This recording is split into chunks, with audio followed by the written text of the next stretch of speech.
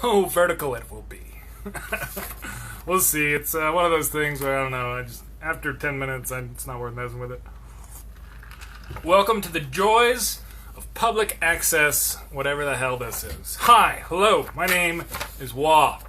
This is Escaping Dystopia today. This day is January 9th, 2019. This is episode 76, if you can believe it.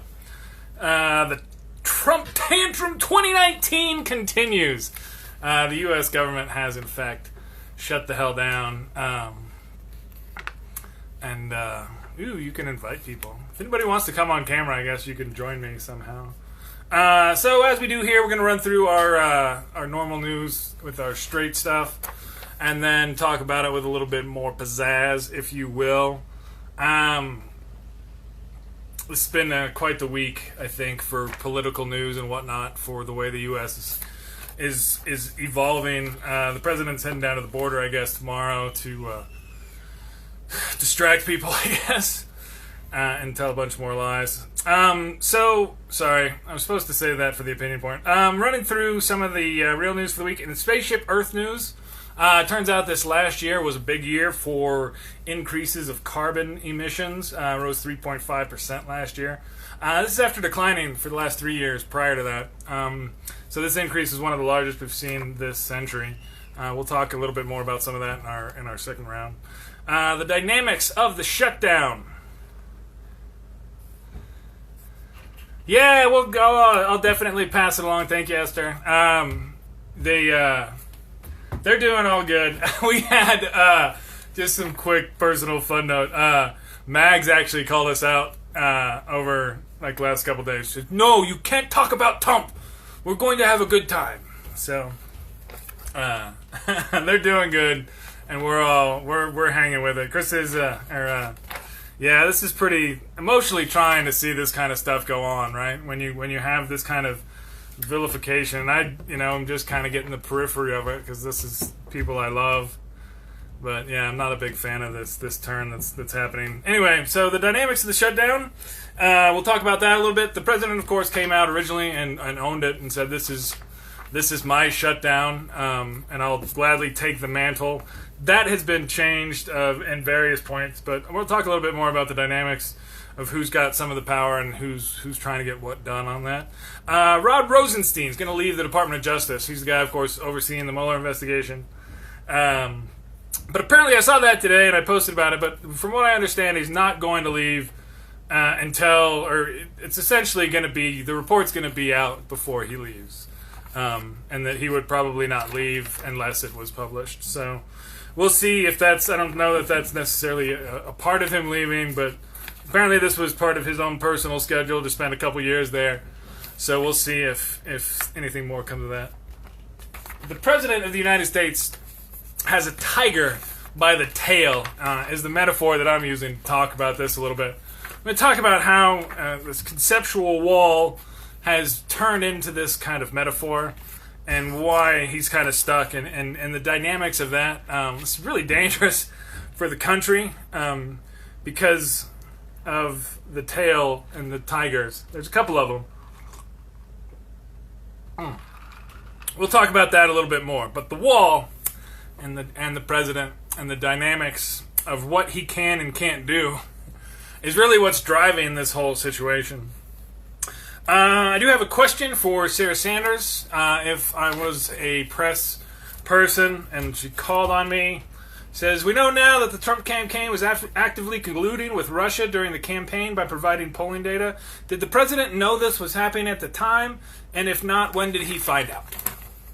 And that's the question that needs to be asked. We'll talk about some of the implications of that a little bit. The Twitter politics age. This Congress has become the most dependent on Twitter, I think, that you can conceive of. We'll talk a little bit about some of the interactions that we've seen over just the last week, and how now it's required to be, I guess, a Twitter member in good standing if you're going to do a lot of politics stuff, or even, and this is the weird part, interact at that level with your elected representatives. We'll talk a little bit more about that. I don't have a lot of answers on that, just some questions. Subpoena soybeans, not subpoenas. Still waiting. There's going to be some subpoenas coming. Soybeans, China, and Russia. We'll talk about some of the dynamics on that situation. The Syrian Confusion. The president announced that the United States would be leaving Syria immediately, and then a lot of people freaked out as Secretary of Defense resigned. The guy who's overseeing the fight against ISIS resigned. The president then said that he'd never met the guy.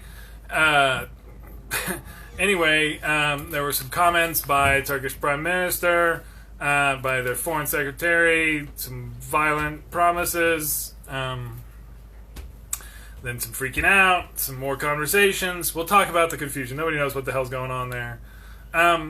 The right wing spent a week freaking out about a word. So apparently some some lady out there called the president motherfucker, which of course, as we discussed when this came out, he literally is. It's kind of one of those technical terms. It is also a slur, if you will. This kind of means a bad guy, kind of, you know. It can also be a badass motherfucker. So it's one of those words that can go, there's a lot of context involved. But the right wing spent a whole week freaking out about this. And, like, not even, like, a little bit kind of, sort of, like, really. Like, what? We back in, like, super light land, aren't we? Because if we don't get the blue, the balance, is this now too bad? Sorry. I wish I could get my light figured out. I got it figured out for the flat thing. But yeah, when I go too low, then everything else just comes from the other one. Alright. Sorry. Probably better just to listen to. So there's confusion all around the ranks on that Syrian situation on the right wing. Oh, and then the Wyoming Project. This was a theoretical politics thing I was thinking about this morning. And the idea being, you look at the vote differential. Well, this is actually, I'll talk about it a little bit more as we come around the second time. Alright, so back to the top. You know, this is not, it's one of those things, like, our planet, right? I'm actually talking to somebody on the Twitter about this right now. And it's really difficult how this political conversation about science has evolved with and I'm talking about our carbon output. And that carbon output thing is oh man, lighting. Sorry. Never actually look at the screen. I'm like, oh, that's bad. Let me see if I can do my other trick before. If I don't knock everything down and destroy all of it. Nope, that didn't work either. Alright, let me try one more thing. Get that glitter off the side, maybe. Nope. Oh well. Our planet is warming up, and we've been taking this carbon out of the ground, right? And we put it in the air, and it interacts with the air and creates carbon dioxide, and it holds more energy than it would if it was still in the ground. And this is kind of straightforward. And we increased our carbon output by like 3%, like a big jump this last year. And this is, again, when you have one of the world's leading economies, one of the largest outputters of carbon, with a leader that thinks this is all bullshit. I mean, that has consequences. And it's not immediate consequences. We're now seeing that 2 years in, and I didn't mention this last week, but I really wanted to really hone in on how we could coast for a couple years. And now we can't anymore. There's a couple reasons for the other dynamic with the government shutdown, which we'll talk about here in a moment. But I wanted to mention this carbon thing. This is a big deal, and it's, you know, I mentioned my kiddos, I think, on the show more than once, and they're going to be here to see this, right? I've got kids born after 2010, so they could very, very essentially be here for 2100. So these aren't theoretical dates for our family, and the science is good, and it's solid science. The results of it are bad, but we need to get this sorted out. We'll talk about one of the potential solutions for that a little bit later on in the show. So the dynamics of the shutdown, right? So from the get-go, the president takes responsibility. He says, "This is my shutdown. I own it." Because he got challenged immediately because he's so bad at this. And now he lost control of Congress, and they shut down the government. The bills passed in the House, and then the Senate passed, and they won't take up the same bills now in the Senate. But the House is passing other bills to open the government, but the Senate won't open anything unless the president. It's kind of this three-way thing. But one of the people in this three-way thing is this guy named Mitch McConnell, who will go down in history as one of the worst people ever. It's again, the vote could take place tomorrow. We could open up the government in the next hours if they wanted to vote on the things that have already passed the House. This is how things are supposed to work in the Senate. And then if the president wants to veto it, he can veto it, and then you see if you can override that veto. But when you had unanimous consent for this bill previously, and in the House you have a majority of Democrats, and I know you have enough Republicans that they're not going to be like, no, we're going to totally stick by Trump forever. I don't think that they're that tight anymore, especially since the leader of the Republicans in the House is from California, and the president just threatened to cut off aid to California for firefighting from FEMA, which I think he told him to do it. So we'll see if they actually do that. That's going to come out the next couple days, which means McCarthy or any other Republican in California is just dead next election cycle. Not that the Republican Party was particularly strong in California. When the president says, no, screw you, no FEMA aid for you, despite the worst fires in your history. So anyway, obviously the president sucks at negotiating, but there's some dynamics going on here, and we'll talk about this a little bit more that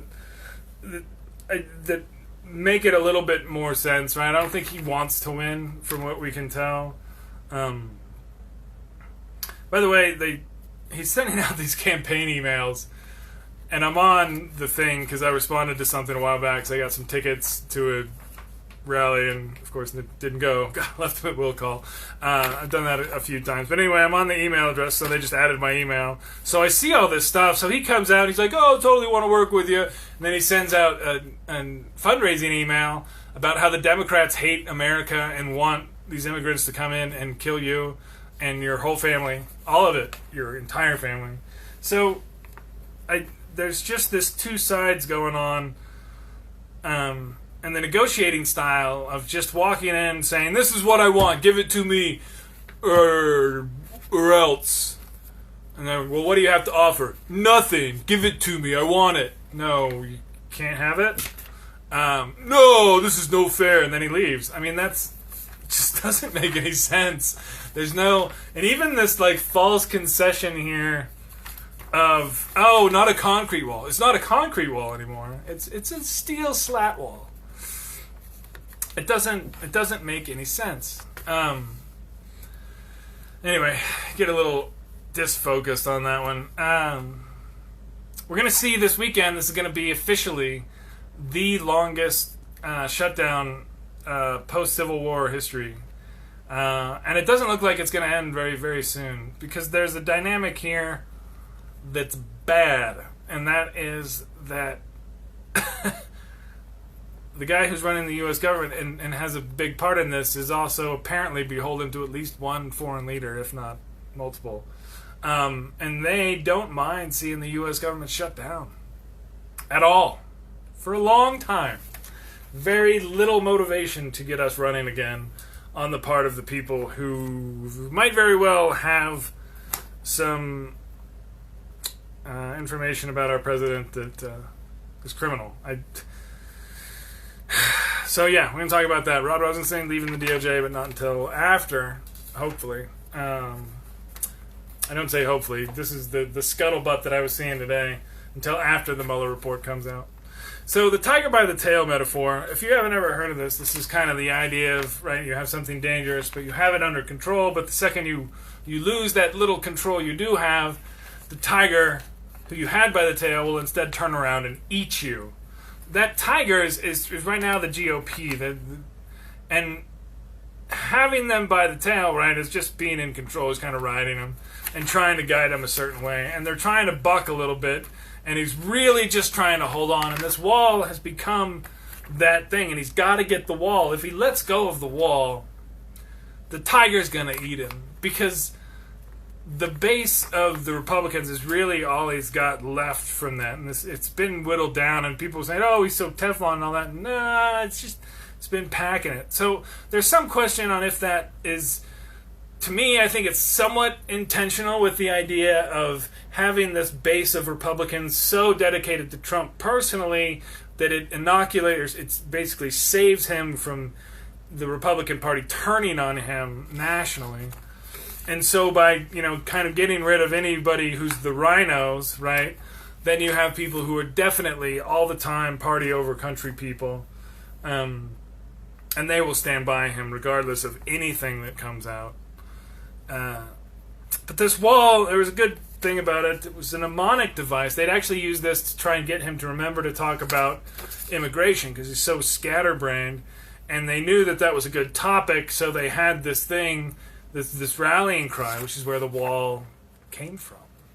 So you had this mnemonic device that became the slogan for the rallies that then became kind of a metaphor for an idea, and now has become this roadblock for our government.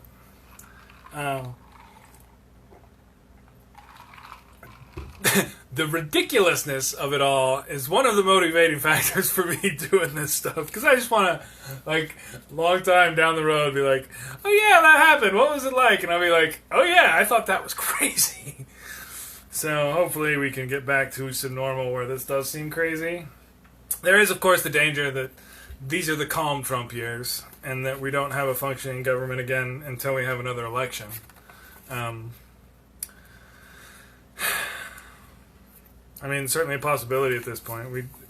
And that's the idea here. The self-preservation instinct of this guy is extremely high, and I don't think there's much question that he would easily and happily sacrifice the entire country to save his own ass.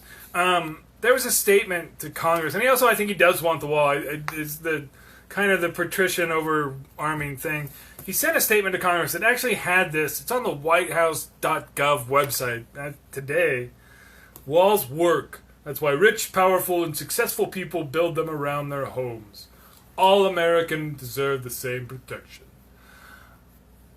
When you build a wall around everyone, you haven't really given anyone within that wall protection, and the idea that Americans now are to be scared of the rest of the world is so, to me, against the entire notion of what I thought was good about being an American, what was exceptional, if you will, about the concept that this wasn't a race-based nation, but one where there was just, these ideals that we have, that we share, and as long as you can get along with that and come in, we're good. Now, nobody likes the illegal immigration side, and there's been this huge push for this whole century, I guess now, to reform our immigration system here in the United States. And the thing that's been so disgusting about the political dynamics of it is all of the reasonable solutions get shot down by the unreasonable people, and now the unreasonable people have power and want to scream, well, nobody can solve it, so we're going to build a wall, yeah! It's just, it just needs a machine gun, right? One of the other things that they had in this letter to Congress, and there's two things, and this is what scares me about this, they asked for 2 legal changes that they think they need to solve this crisis. It says, terminate the Flores Settlement Agreement, which is preventing families from being held together through removal. That through removal is those 2 words. Wow. That's basically indefinite detention for anybody they want to, as they wait for them to work through the courts, if you will. The idea that, you have a court case and you'll be, you have to show up for it, and then you're going to stay in jail until that happens. Well, when is my court case? We have no idea. We're backed up by years, so we'll see.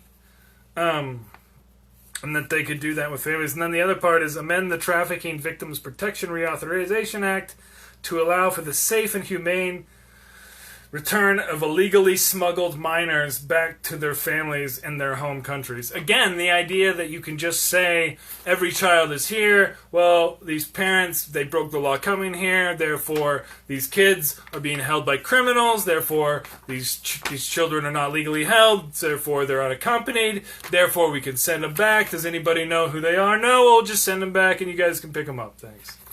It's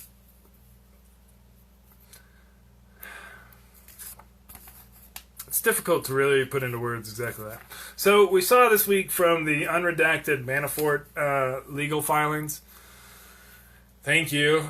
Somebody didn't know how to work Microsoft Word, so when they redacted it, they didn't press it. And I don't do a lot of redaction, so I'm not sure how it works. But apparently you can copy and paste it and still see what's underneath. And we saw that one of the things that Manafort was being accused of lying about from the FBI was his contacts with one of his handlers, and then also payment of funds in this transfer of polling data from the campaign. The polling data being essentially like the business intelligence data of a company, like all the assets, all the customers, all the contacts, everything that you need for that thing. And this is the crown jewels, if you will. And pass that along. And then there was this payment of like $2.4 million that happened in November from his Russian. So, I mean, we have this direct evidence. At least we've seen in public. It's not evidence. We know that Mueller knows about all this stuff. That they worked, and they passed. And this is, again, we had the Cambridge Analytica.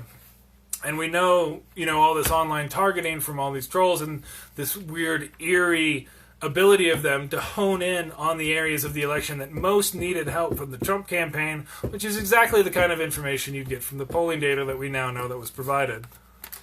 I mean, we're there. So hopefully we'll see the report come out soon.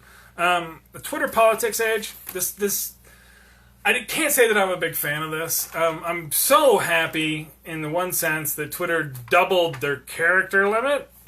Because that was one of the reasons why I didn't use it for so long. So it was just impossible to say anything worthwhile. And I know people are like, well, you could just... I don't want to break my thoughts up so much that they become stupid quips where this senile old racist can become president just by tweeting out crap because he never has to answer or deal with real questions. And that's what's going on now. This is what's happening. Our Senate is talking to House members. House members are firing back. There's debates between them going on. And this is all on this medium. Basically an API, really, just a way to send these small text messages to one another that anybody can access and reply to and interact with in a few ways. But this is all, again, controlled by a single company. And the power that you have a single company like that mediating the breadth of the political conversation here in the country is a bit disturbing.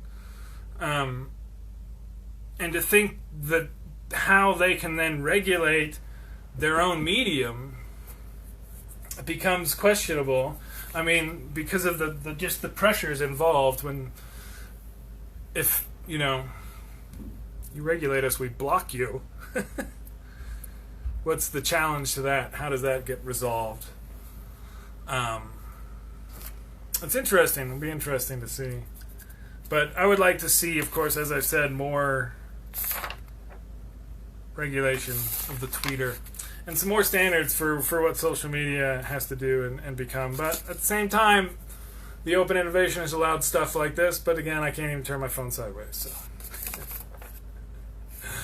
And they kick you off for saying white trash.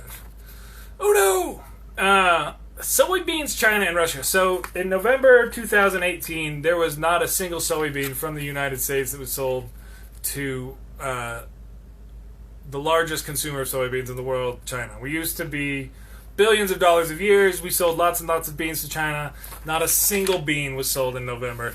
Russia's been like, hey, we got some beans. You want beans? So they're stepping into that role that we used to fill, selling soybeans to China. Again, this is one of those things, the situation where, wow, that seems to be really worked out pretty well for Russia, huh? What a quinky-dink. Speaking of which, the Syrian confusion, right? So the president announced he's going to pull out of Syria, pull his troops out. There's freaking out everywhere. I mentioned this earlier in the show, right? SecDef quits. Guy who's running a fight against ISIS quits. And then a couple weeks later, you now have Bolton, our national security advisor, who apparently is not running any of this by any of the other National Security Council, is over there saying, no, we're going to promise that you're not going to hurt these guys, and then, you're not going to, because the issue that we have here is that our allies in fighting ISIS were a lot of the Kurdish forces there, that Turkey, who also helped a little bit, considers to be terrorists, right? Because they have territorial disputes that are in the same area. So we fought with the allies are Kurdish, but the Turks want to kill the Kurds, and if we leave without having this set up, they will slaughter them. And so this became very clear in this dynamic that came out. And now this notion that, we're not going to leave until ISIS was defeated, when the president's already taking victory laps about them being defeated, it's very confusing about what's going on, what our future role is. And when you have this kind of confusion and people shooting at one another and big guns, that's bad. So we need to keep an eye on this a little bit more. You can't get a clear answer really out of much of anybody about what the U.S. policy is in Syria currently, and wouldn't expect to see much more different. All right, so I'm going to about wrap it up. I'm getting a little talky time. I'm not sure. My mouth is feeling it, and there's something wrong with my eye. I don't know if you've noticed that I'm blinking every 1.2 seconds. So I did the math on the Wyoming Project that I mentioned earlier today, and we're going to finish with this real quick. And it came out to about $3.75 billion a year, and that would be to basically employ about 75,000 people is about what is all it would take at the median income to just go live in Wyoming and then vote there. Of course, the project would take a little bit more money than that, but I mean, and if you just did a one-time like $50,000 fee, it would be $3.75 billion. So we'll have to see. I'm going to have to do some more calculations on this. The other option, of course, if you want to do that with the state and turn it from red to blue, do what they did here in Colorado and just legalize pot. And you also get nearly that same amount of money as tax revenue. So that's the other option. And with that, kids, boys and girls, ladies and gentlemen, we're going to call it a night. Good evening. We'll have to cut that one up to see if we can find anything worthwhile. That was bad. All right, thanks. Good night.